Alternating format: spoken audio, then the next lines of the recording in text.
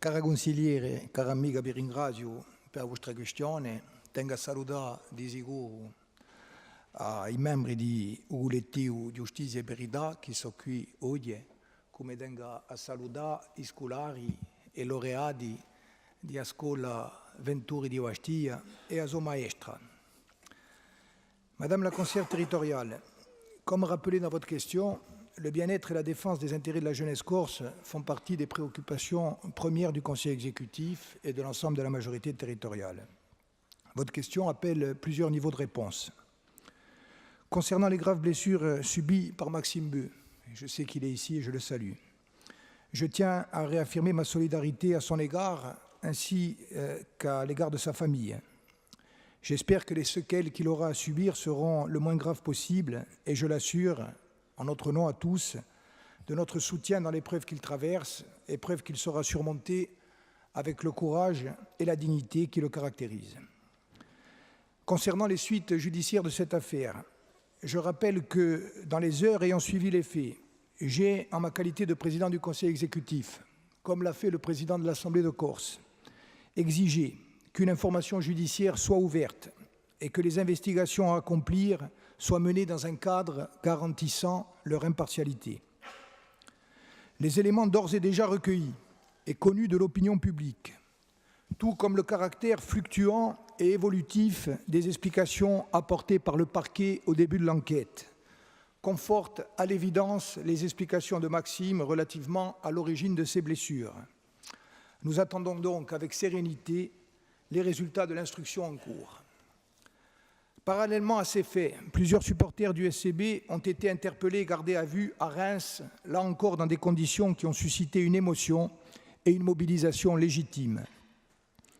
Ensuite de ces interpellations, 7 supporters bastiais ont été condamnés le 13 mai dernier, ceci alors même que des bandes de vidéosurveillance ont confirmé la violence des interpellations. Appel a été relevé de cette décision et là encore, j'espère que l'audience à intervenir permettra à la Cour de réévaluer justement les faits soumis à son appréciation. Troisième niveau de réponse. Ces faits et ce climat ont inéluctablement conduit à l'activation d'une logique de tension avec des enchaînements que la Corse ne connaît que trop bien. Manifestations, provocations, incidents, interpellations généralisées pouvant être brutales et excessives, condamnations disproportionnées, avec par exemple l'incarcération du jeune Di Caro, et Tocca, et Tic, et Tire. Nous avons tous compris que ces enchaînements, parce qu'ils interviennent dans une île où l'injustice et l'inéquité ont historiquement appelé la révolte, parce qu'ils interviennent à un moment où les attentes politiques sont fortes et pour l'instant sans réponse suffisante de la part de l'État, parce qu'ils touchent directement notre jeunesse. Ces enchaînements relèvent du domaine politique au sens large et noble du terme et nous imposent de nous impliquer et de prendre nos responsabilités. Je l'ai fait pour ma part en réaffirmant notre exigence de justice et d'équité, en disant clairement aussi qu'il était indispensable de désamorcer des spirales de tension qui ne peuvent que conduire à des drames et à des impasses, et en démontrant enfin que le meilleur moyen de désamorcer ces tensions est de faire droit à l'exigence de justice et de vérité exprimée par Maxime Beu, ses camarades et toutes celles et tous ceux qui se sont mobilisés. En communauté de vue totale sur cette analyse, le président de l'Assemblée de Corse et moi-même avons multiplié les diligences et notamment rencontré en compagnie du président de l'Université de Corse les associations et syndicats d'étudiants engagés dans le collectif de soutien à Maxime. De même, j'ai publiquement salué la manifestation exemplaire de Bastia, qui a su allier mobilisation sans précédent et absence totale d'incidents, malgré le contexte de tension l'ayant précédé. Par la suite, la majorité territoriale a été aux côtés du collectif Giustizia e Verità, dans sa mobilisation, là encore, pacifique et exemplaire, comme elle a été aux côtés du président de Bastia en 1905, dans sa grève de la faim. Nous nous sommes, et c'est bien normal, impliqués activement pour qu'il soit fait droit aux légitimes exigences de transparence et de justice. J'ai par exemple soutenu, auprès du ministère de l'Intérieur, la demande d'audience formulée par Maxime et sa famille et me réjouis qu'il y ait été fait droit nous avons été plusieurs à le faire, y compris le président de l'Assemblée de Corse et de nombreux élus de la majorité territoriale, et d'ailleurs d'autres élus aussi.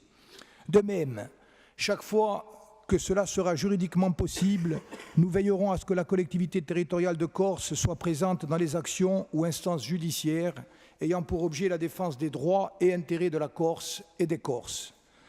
Vous l'avez compris, Madame la conseillère territoriale, Mesdames et Messieurs les élus, Mesdames et Messieurs, nous restons plus que jamais mobilisés pour obtenir justice et vérité dans un contexte pacifique qui est aussi une exigence d'efficacité et d'élargissement de l'indispensable soutien populaire.